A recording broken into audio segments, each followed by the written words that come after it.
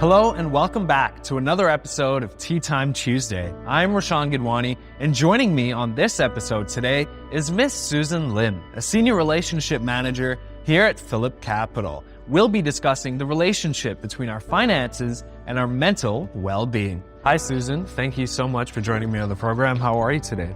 I'm good. Thanks for inviting me here. So it's 2022, 2023 is just around the corner.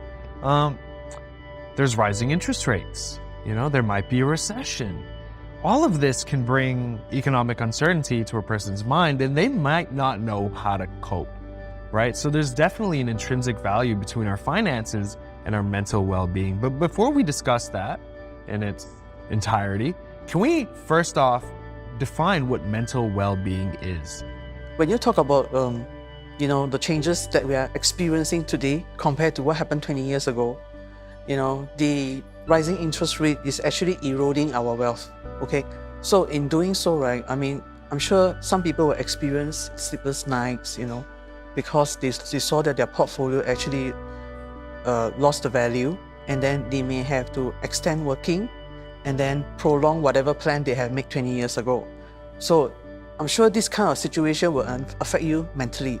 Okay, so mental wellness means that your ability to cope with the emotions in life, how you relate with people and handle the adversity in life, so that you will not throw tantrum at others or your family people. So your mental wellness is really very important. It's also partially related to how well you manage your finances. Can you expound upon some of the factors that are happening in the market right now? The interest rates rise to almost 3.5, 3.8% compared to what it was in the past, which is 1.8%. What else is happening right now that may affect individuals' well-being? Because of the rising interest rate, businesses may shrink their operations, and they may have downsizing their people. So if for an individual, you may be getting this amount of income previously, but with the downsizing, either you're out of job, and if you have too many mortgages on hand or loans, then you feel a pinch to pay all this thing. I'm sure all these kind of situations will affect you emotionally, okay? And then also affect your health. So do you have enough funds to buffer for all the additional costs that comes with it? And sometimes it may give stress to your family because you have to make adjustment to your lifestyle. I'm sure you have to really consider all these things, So what can we do at this moment? Make some adjustment to the changes, and then, be positive thinking, and not because of all these changes in the market and affect us. And then we start to have depression, and we start to, throw the anger on our family people or our co-workers. I think this is something that, we should not do that. So there definitely is a relationship between our finances and our mental well-being. And just like you mentioned, if our finances are suffering, then an individual can suffer from depression, anxiety, high levels of stress. And this isn't good for the individual or his or her family, their spouse, their children, their parents, their whole community, and everybody they engage with, right? Family and friends and colleagues as well. So in an extreme situation, when an individual is suffering from lack of mental well-being, would you say that they then have rising healthcare costs? Because you may have sleepless night, because of the stress that you have, and then, so how can you manage it? Even if you go for your jogging, exercise, to release the stress, but constantly the money problem will always be on your mind. So how can you manage on that part? Maybe you have to relook at your finances. How can you make adjustment to your lifestyle so that it will not affect your health and it will not affect your personal life? You relook at how you can make things better for yourself. Okay, how you can make things better for yourself, because the end goal is to obviously feel good, right? Disproportionate to the fact that your finances are going up or down. I think that's the goal for anybody in life.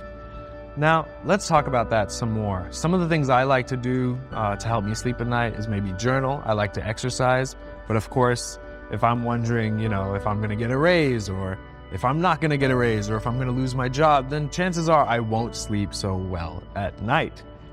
What are other things that people can do to help them cope? How do they reassess their finances? They may have set up a budget plan for themselves with this new income, and then, the lifestyle has to be changed. probably you may have to relook in not taking too much loans, probably cut back on some of the mortgage loans, or maybe if you have 2 cars in the household, you reduce to 1 instead. And if you have a domestic helper, maybe you may have to cut, probably, both husband and wife have to manage on how to send the kids to school or whatever, this kind of issues. By doing the budgeting, and then, with the help of advisor, can actually help give you some insight on how can you look at your finances and make things better for you in your life. I mean, basically, hard times do not last for long, but we have to plan ahead. What's going to happen in the next few years? I'm sure you do not want to have sleepless night. You want to be very comfortable in life, You plan something, okay, I will stop work at a certain age, You can enjoy your golden years, by going holiday, and then, no change in your lifestyle, okay, and you can still go for your morning tea, and you can go for your, afternoon tea every time. You don't need to worry and no need to work, That's the ideal life that we want, rather than, continue to do some odd jobs just to supplement the income. I think we've been working for so many years, it's a time that we want to relax, take things easy, I'm sure. Yeah. And then maybe spend more me time with yourself. Yes. And start a hobby, which you wanted to do when you're younger, but because of your commitment, you couldn't do it. Now you can do it, your me time and your hobby. I love that. Make some time for myself. Yes. Wow. Okay. You've been a financial advisor for quite a while. Right. Right? How long exactly? 20 years. 20 years. So you've got a wealth of experience. Let's discuss some personal stories that you have, extreme cases. I'm sure viewers and listeners would love to know.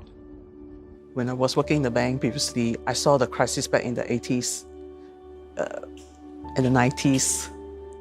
That one, the Indonesian crisis was very bad. I saw a lot of Indonesians, because the rupiah was crashed, a very big crash. All these Indonesian customers come into the bank with bags of US dollar. They just want to put it here. And they go to one of the foreign banks in Singapore to deposit their funds. Okay? And that's why, in Orchard Road, there's a lot of Indonesian communities there. Okay, so I think these people are the ones that actually came during the last 90s crisis where Suharto administration time, they came over here.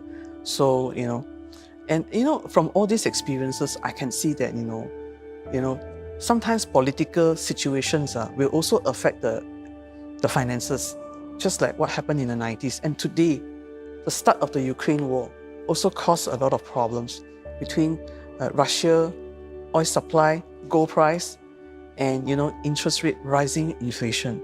I'm sure these kind of things will also affect us. So how do you cope with the changes in your life? Remain positive, make adjustment to your life, and if you have a financial advisor working with you, we can share our experience with the client and let them make an assessment whether should you take on additional risks, okay, or you should take a calculated risk. So normally when I do a portfolio, it is always both sides, aggressive for growth and defensive for stability. In case when things happen, you need money, you can take from there, okay? And must always take care of yourself. You are the most important assets. If you add on your properties, having more assets to you, are you enhancing the coverage on yourself, which is the most important assets? Because increasing stress also means that your health might be affected. Are you having enough, cost to take care of you in case you need to pay for additional medical checks or whatever, I'm not saying that you're no good, but we have more stress, it might affect us. So it's better to enhance our coverage on, defensive portion. It can be your retirement plan, healthcare costs. So you always must look at, when you are expanding, your wealth by accumulating more assets, right? You must at the same time get yourself additional coverage to insure yourself against risk, okay? So this is called, risk management, taking care of yourself first, okay? And adding on your assets. So in the past, people is always looking at adding assets, but they forgot about covering themselves against risk. Healthcare or sickness is something that we cannot control, okay? But this is something that's very important today. I'm sure the COVID situation has actually proved to everybody. Nobody expect COVID, but it just comes. But when the start of the COVID, everybody is caught off guard. And so many economies is shut down. What happened to the businesses? And now that we reopen, how does it impact us totally? And when we thought that, this COVID can be controlled, sudden start of the war is something beyond our control. So I think these few years we're experiencing a lot of changes. So we really need to relook at things that is happening now, which is post-COVID. We cannot base on the model which is pre-COVID because the situation and market condition has changed totally. Okay, there's always going to be changes. I really enjoyed talking with you. You've got a wealth of experience. You really opened up my mind to the idea that an individual can acquire more assets. There's no harm in trying to be richer, quote unquote. Yes, of course. And making more money. But if you don't protect yourself and if you don't take out a coverage plan and you don't account for risk, then you're not your own best friend in the sense. Yes, obviously. There's no point in having a Lamborghini if you can't sleep at night, right? You won't be able to drive it. Right. It's not a good situation. Thank you so much, Susan, for your time and all your insight. Thank you. Let's talk again soon. Okay, thanks. Bye-bye.